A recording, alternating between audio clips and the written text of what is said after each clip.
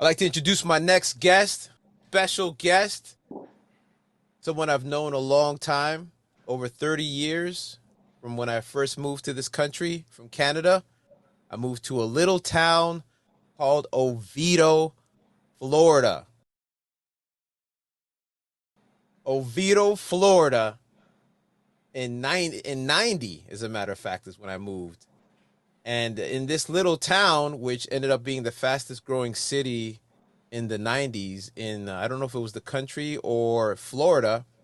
Um, but eventually in 92, in this small town that didn't even have a McDonald's, didn't have a mall, it didn't have a lot of things. It was so small.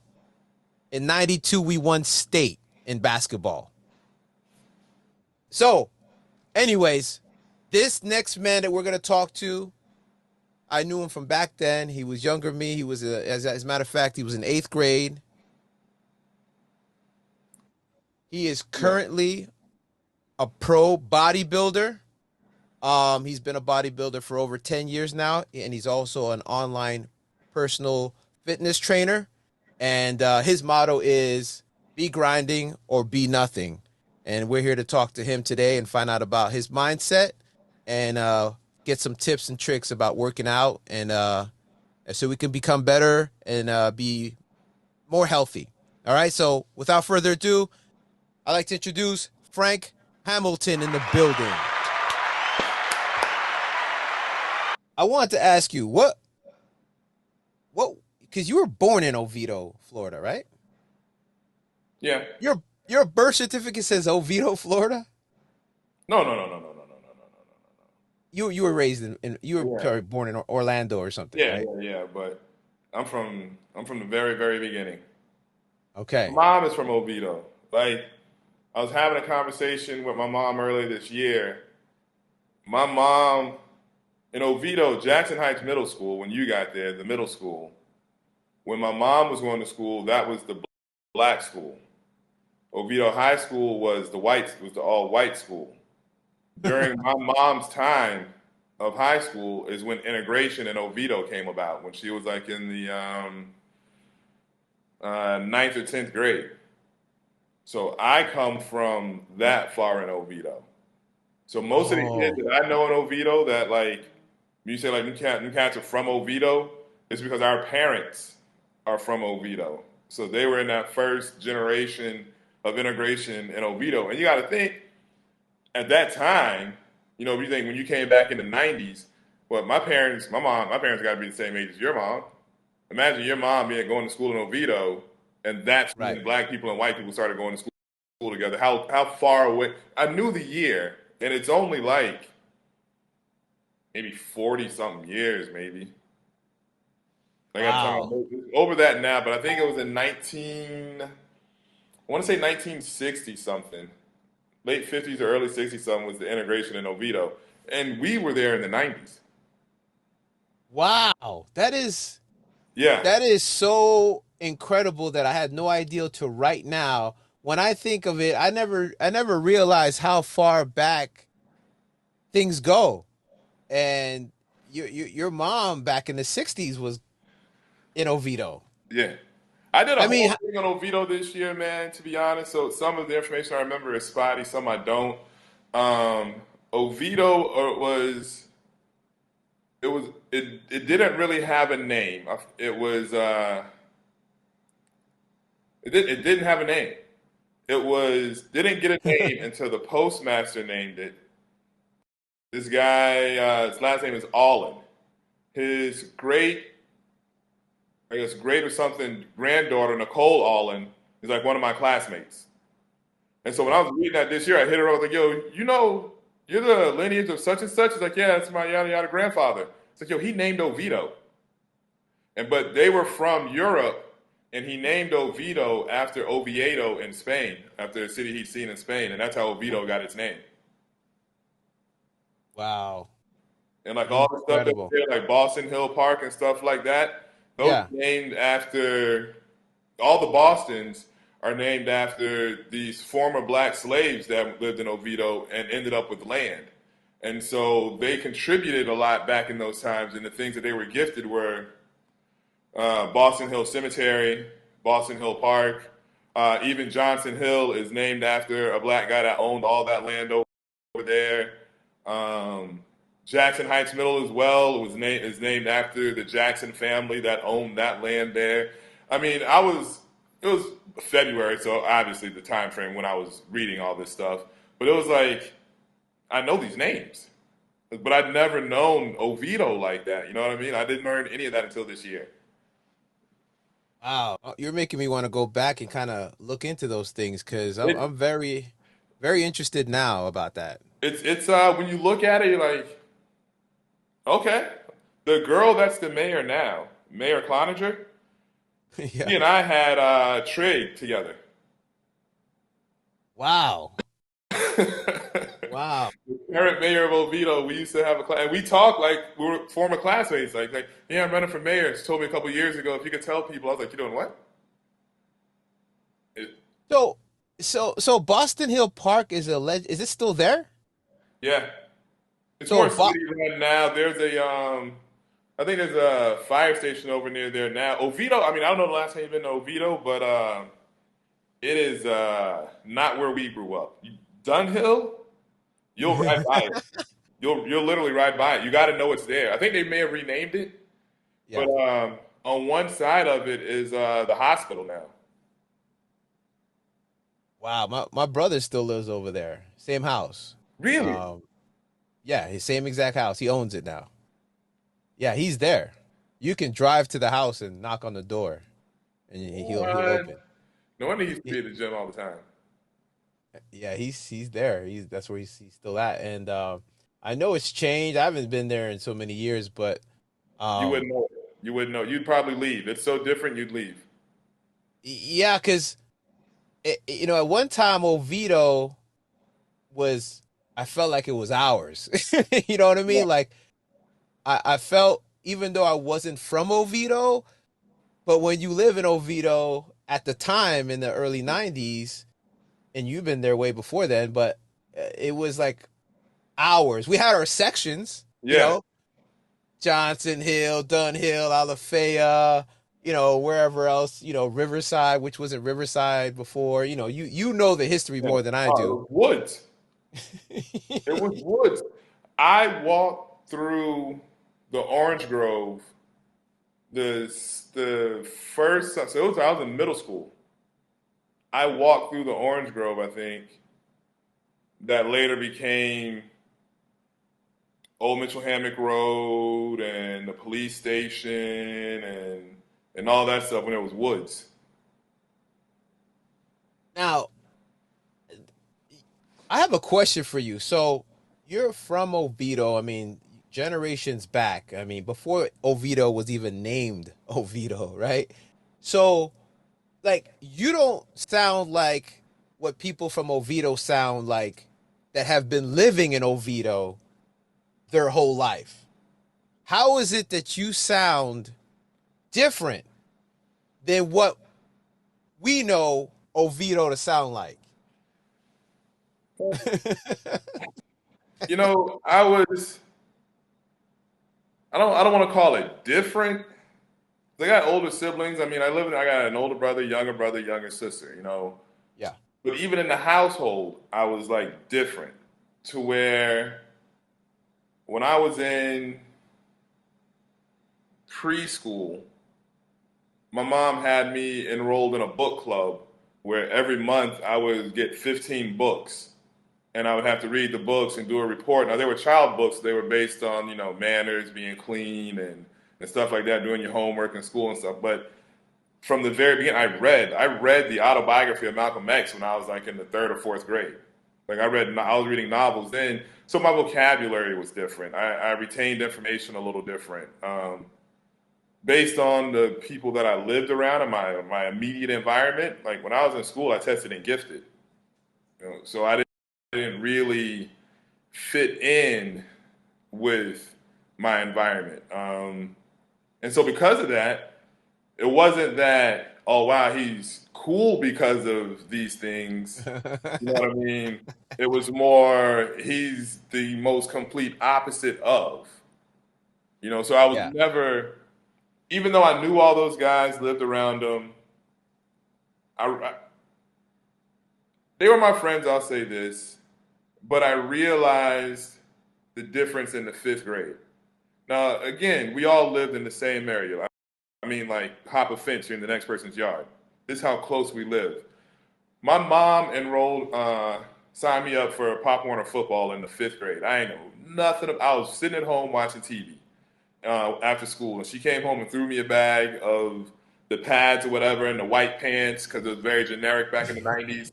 And she was like, "Here, put on these pads. You're going to practice." Like, practice for what? Football. Like, who plays football? You're like, I don't play football. But yeah, you're going to practice. You're not going to sit around here. When I Yeah. went to that very first practice, right? Right. Every dude that I lived around was already there. Yeah. They'd already been playing. Right. They'd already been on the team. People knew who they were. And I was like, but I know y'all. Like, y'all ain't. So even then, I was like, we're cool, Yeah. but I know where we stand. You know what I mean? Well, Even there, go ahead. because they treated you differently because they felt well because you I were knew there was a difference when we went to school, and I went to certain classrooms, and they went to certain classrooms. So there's a difference there. And every once right. in a while, someone would say something. But then when it became something that was just strictly recreational, playing football, like, why wouldn't y'all even tell me this? Like, we ride the Yeah. bus to school every day. Yeah. You I see you. We ride the Yeah. bus home every day. We walk to our homes, and I see you. And for Yeah. how many years have y'all been coming home, changing into your football pads, Yeah. and going to football practice? And I'm like, why wouldn't you tell me? And even when like I started playing, I would be at practice. You have the Jones games or whatever, and people play Yeah. the Cousins or whatnot. No, I would be the one they would gang up on. And even if I Gotcha. tried to say something back and tried to snap back, like, oh no, that's not true. No, he really, no, he like that's not even how the Yeah. game goes. But it was like Yeah. even then, like I've always felt then that we cool. I gotta see you every day, but Yeah. I ain't really cool with y'all. So I gravitated more towards people that saw me for me, like you guys that would move into Florida and like, nah, it's just the homies. Like he's cool to me. Start no trouble. Who got my mom likes him. Fine with me. You know what I mean? So it was so I just knew those guys, but I didn't hang around those guys like that. I realize that, I'm here in Texas, Dallas to be exact. And just yesterday I was talking to this guy. He's working next door, doing some work next door at my neighbor's house.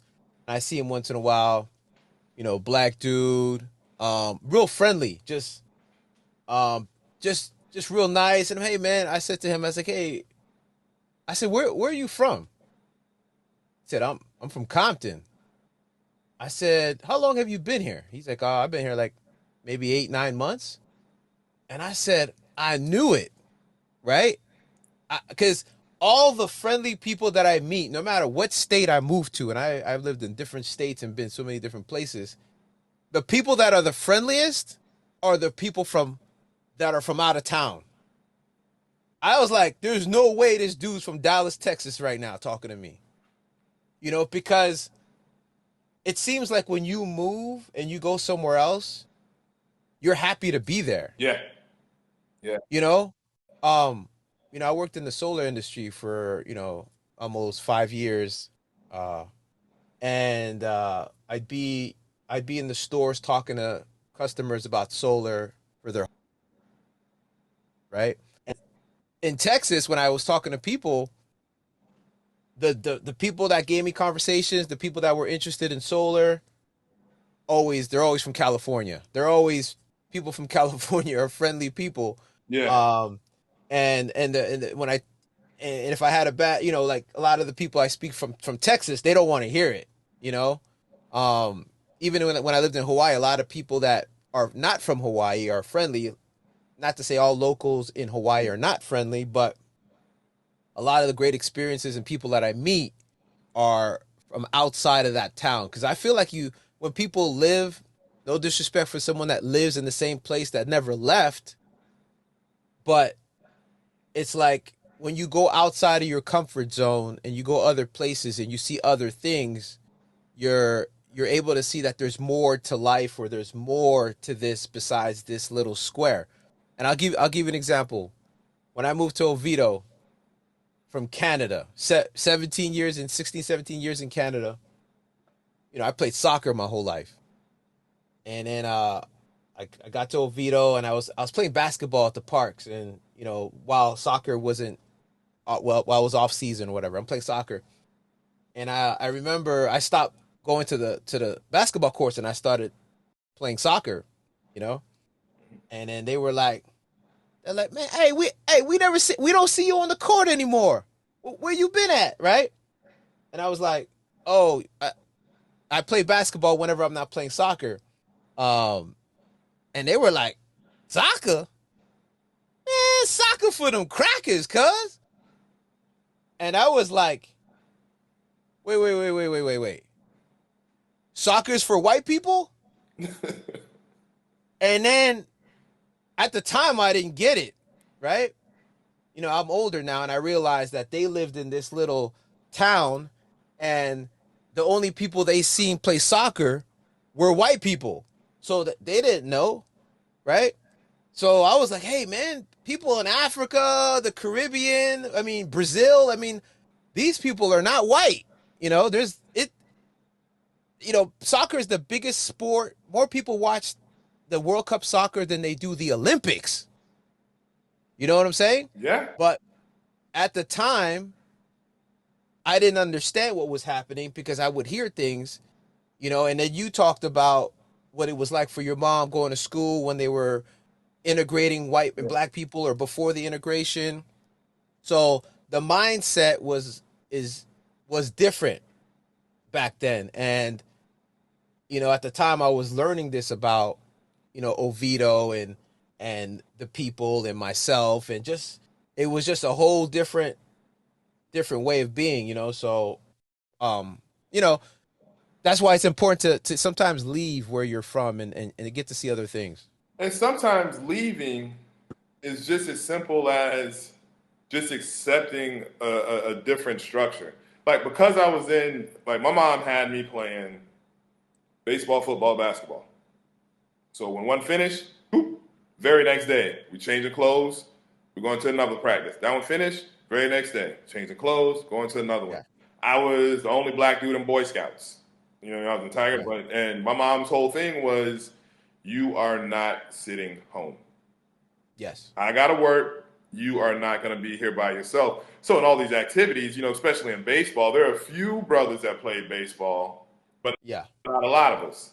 Right. And baseball is a very big sport. You have 9 on the field at one time, so that's your team is large, a lot of people. So Right. just through that, I'm meeting different people. So although I may not have been going out of Oviedo physically, Right. I'm meeting people that my parents aren't from Oviedo. And this is Right. how we were taught. Like, we're from New York. We're from Oregon. We're from Right. Virginia. Like, what the hell are you talking about? Like, Right. everybody's from Oviedo. No, no, Right. everybody's not from Oviedo. And so Right. then, I'm hanging. And then in school, just because of these different groups I'm involved in, like in middle school, I was in the ecology club. So then in that group, there's going to be a different type of people. I was in a music club, a music class club, where we just watched old musicals and learned about those. A different type of people. And my mom was always Right. one of those, like, not my other sibling, my sister's a little like me, but my brothers are not, to where they live in a box. If Right. you try do anything outside of that box, they're not there.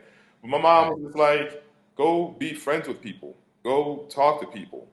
And so when it came about, like the guys, well, you already see how the guys that lived around me, how they talked to me. I Yeah. wasn't one of them. I Right. was like you. I was like you, Right. but I was born and raised there. I Yeah. was called a white boy. I was called a cracker boy. I Yeah. was called a New York nigga. Um, and all this shit. And my mom is from there. Like, my brothers are from Oviedo, but I'm not, because I talk different. But my mom, she brought us up and I listened. We like if we like spoke bad grammar, she Yeah. wouldn't pay attention to the question. Yeah. Like if we said like, "Hey, where's the remote at?" behind the preposition at. You know what I mean? Right. Right. So it was Right. never. So I had to speak a certain way, Sure. and so just because of that, people saw me differently because I spoke differently. But the thing is, like, I'm just as poor as you. Yeah. Like, Yeah. we live on the same street, Yeah. but I'm different because I speak differently, and I go to this class, and I hang out with these people, and these people speak to me. But it was just everybody's interesting.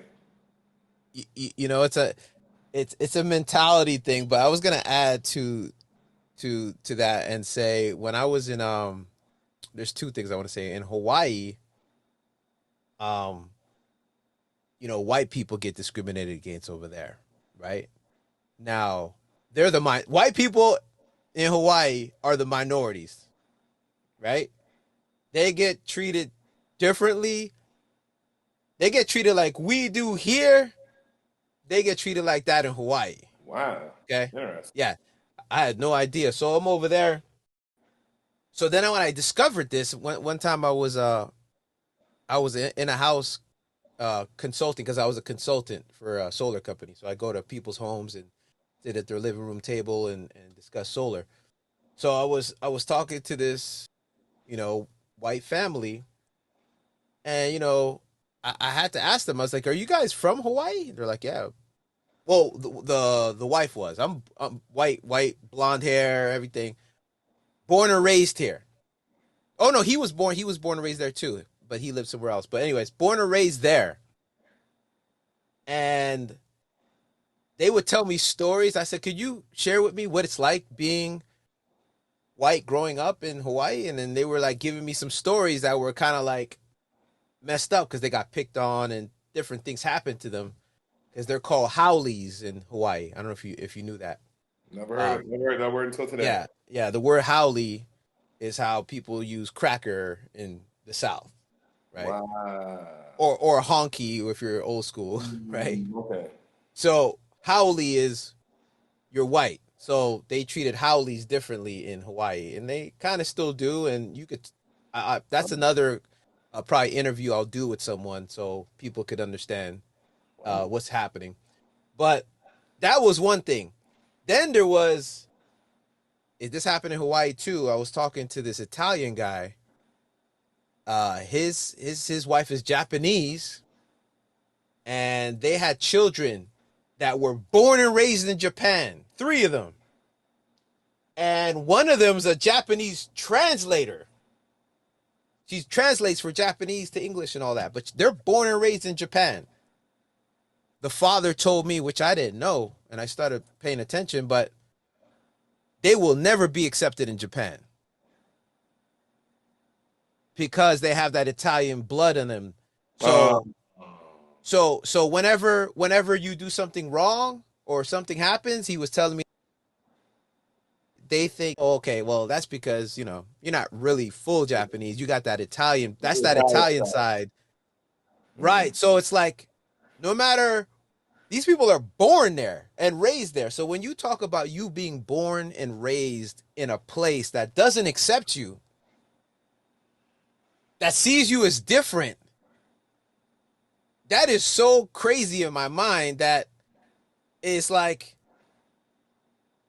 you're you're just like them. I look just like him. I look just like him. So it's unbelievable that that's happening in the world. And I was thinking to myself because I was kind of like a little bit rebellious back in the day, and it was like, how are you gonna deny me from being here where I'm born at? Like I'm here, just like you are. That would bother the heck out of me. It But was anyway, I don't know, man. It was because I had other friends. yeah, You know what I mean? Like people that were just cool. Like it was just like I recognized like, yo, I don't do what y'all do. yeah, Y'all don't understand me when I'm doing certain things. And yeah, so like the kids I knew I met in daycare. All right, there's a kid, Jesse Cook. Met him in daycare. right? Yeah. The I hung out with this dude so much that the Yeah. way I take naps or whatever, I swear I got it from him from nap time in daycare. That's Right. how much I was around him, white kid. Yeah. Um, he gave me my second tattoo. That's on my back. He did the tattoo on my back when we grew older as Yeah. adults. Yeah. The house my parents live in, his Okay. mom sold that to my parents when she was in real estate. When we were kids, when we were in the fifth grade. Wow. Like, and to this day, he is my friend. And so we were friends since daycare. All these guys, I just hang around them. Yeah. Because it would seem like, some of the dudes I knew, like, oh, the black dudes, like I could tell Yeah. they weren't really who they were trying to pretend to be. And I was stuck in a situation where everybody knew who I was. So I couldn't even, like, trying to be tough. Like I couldn't play tough. I'm gifted. I'm doing this, I'm doing that. I couldn't pretend. But these other kids could pretend to be tough because they had no other outside interest to where anyone could pull their card on it or whatever. So if they act tough, then automatically they're tough. Me, yeah, whatever. You the white boy. We know you not. You not go do this and you not go do that. And this. Yeah. But it was just Yeah. like, so then y'all being fake. So I can't even hang around that. Yeah. Is this weird? Yeah. Yeah. And on the other side too, with the white people over there back in the day in Oviedo, just to say with the black people and the white people, it was a with the white people they had this like mentality of like superiority and you're black and you're below us, and I mean that happens in the world, but like in Oviedo, Well, I felt like that was strong. well, at the same And, time, all the yeah. black people were from Oviedo, so were all the white people. The same Right. way all the generations of black people that were there, so were the generations of white people. Remember, Oviedo didn't integrate until the '60s, I believe. You know what I mean? Yeah. So up until then, like Duda that owned the fertilizer, like if you own it's the South, so if you own land and anything agricultural, the sod plants and things like that, then your family has a lineage, Yeah. and it would take even if integration happened in the '60s. I mean, at what point is there really going to be a level of fairness? Because even if you're 15 at the time of integration, and by the time you're 30, that's still only 80 something. That's only 15 years. That's only the other half of your life. Right. Why are you going to change? If Yeah. you had your kids at 24, like, how are you teaching them? They're only learning everything you knew. Yeah. It doesn't change. I mean, Oviedo, there was a thing in Oviedo. You never went to middle school there. And it's the weirdest thing in the world, bro. I don't know if they did it at the high school level. I don't remember it. Yeah.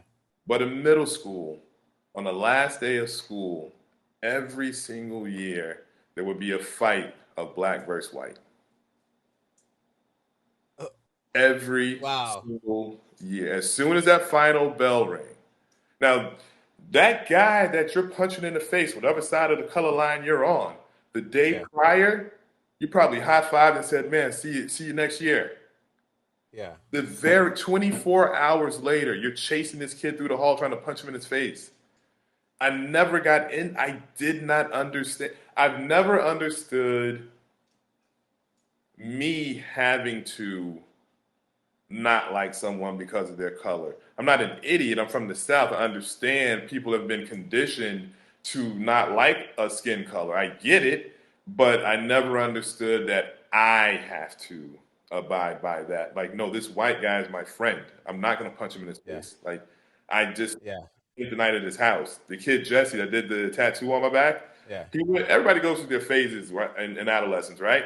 Yeah. In our '90s, we had the guys that went through the goth and wore the Doc Martens and the black jeans and Yeah. you know what I mean? And like Yeah. the thing they used to say about this dude was that he worshiped the devil. Yeah, he'd be sitting at home and sitting on his bed calling the devil. I'm like, well, I actually spent a night over there this weekend. His mom took us Yeah. to Rock Springs and then she made us some cookies and we played video games. I don't Yeah.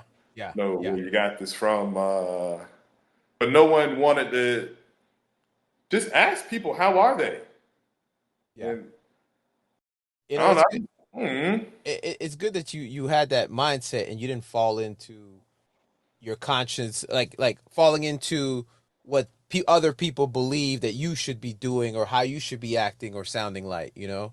Another thing about Oviedo is, my brother, he was at the bus stop waiting for the bus for school, and he got jumped by an undercover cop right there in front of other kids, right? Other people waiting for the bus got jumped and beat up, right? The problem with that is that I don't know the mentality of what he thought was going to happen, right? My mother got her degree in England. She had a good job. She was a nurse. She was educated. So she took the Oviedo Police Department to court and sued. And they decided they wanted to settle. So she got a settlement based on that situation. That situation took years to resolve in the court. However, my mother was there to battle.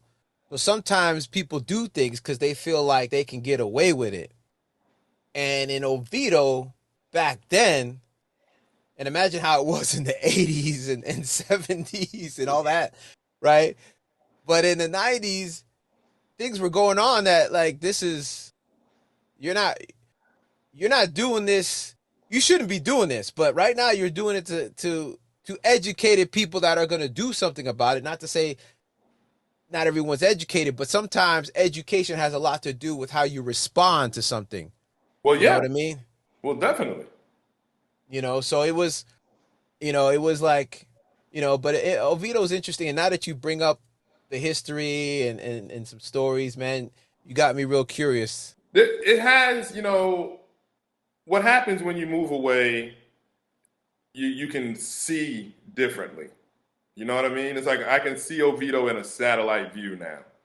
And it's this mentality, and it's an invisible wall that people really don't believe that they can do certain things.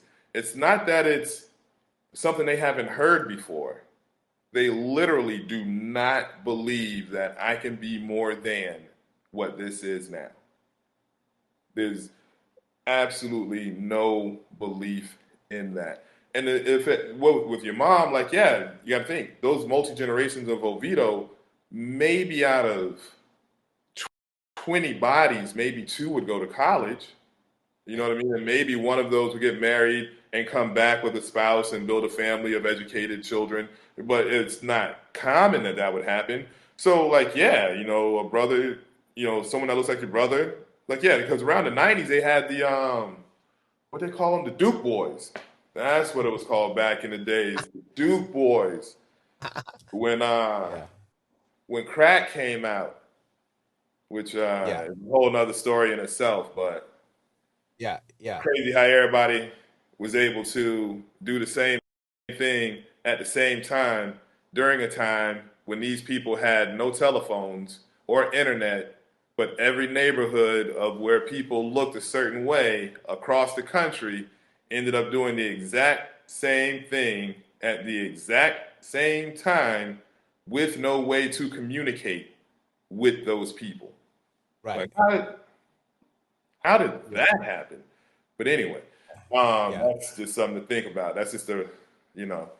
But like, and Oviedo was just stuck there. Like I remember the downfall. I remember being a kid in Oviedo before crack, and it was very affluent among black people. It was at Boston Hill Park every, I think it was Saturday or Sunday. All of my parents and people their age, yeah, multiple softball games all day.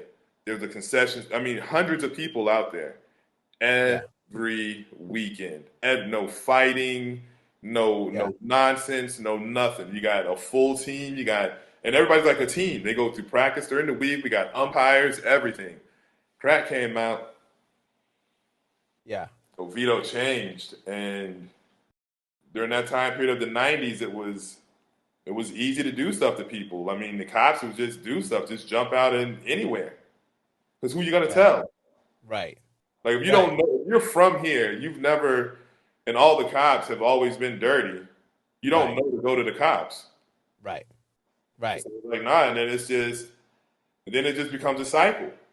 You Yeah. know, someone like your family comes in and you're like, Yeah. but y'all did what? Yeah. You can do that? What?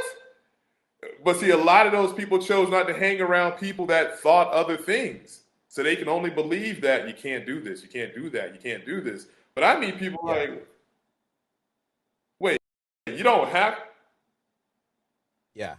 okay. But it's like you say, it's the mindset. Yeah. Everything in life, you know, and we'll probably touch on bodybuilding, Yeah. everything, it's mental.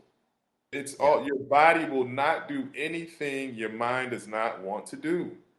Right. It's, you just have to think about it. But it's like one of the most easiest things to do that few choose to do. Just think about it.